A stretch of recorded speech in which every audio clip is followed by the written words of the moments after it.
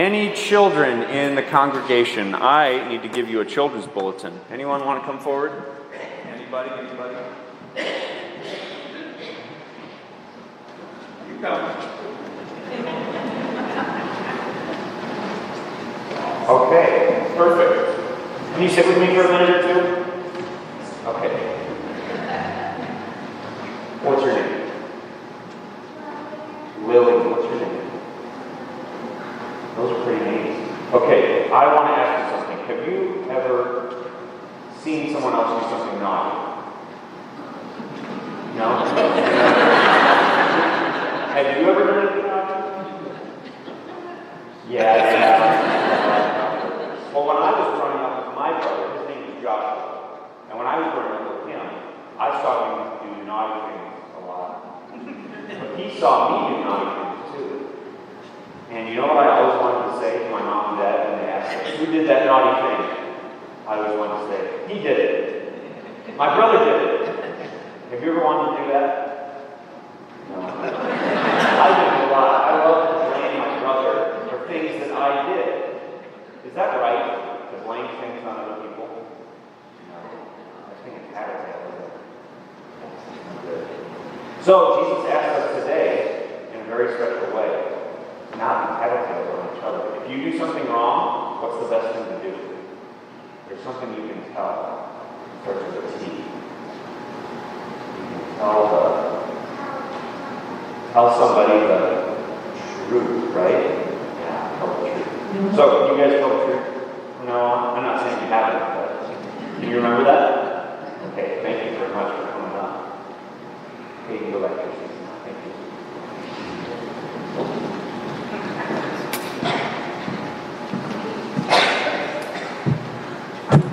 So today, we need to talk about Satan. Satan is mentioned in the Gospel, and Satan is also in the first reading in the book of Genesis. By defining him, like all evil things, we can understand him more, and therefore he loses all his power.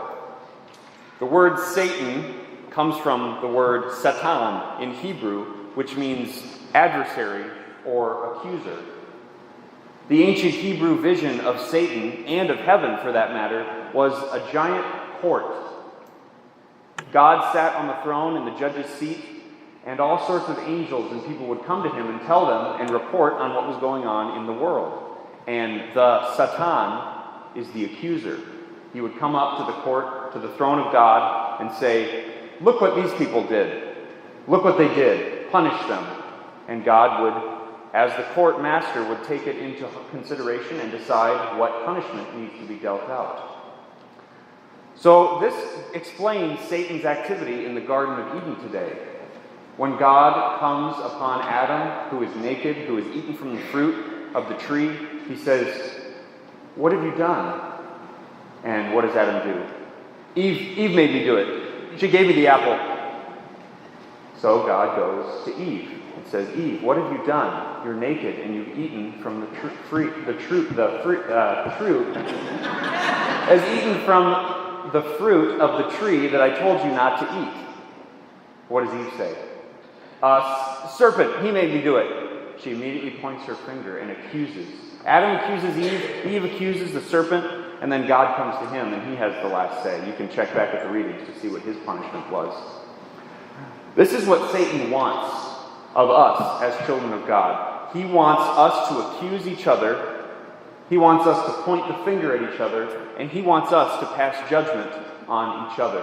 He wants us to be tattletales to God on each other.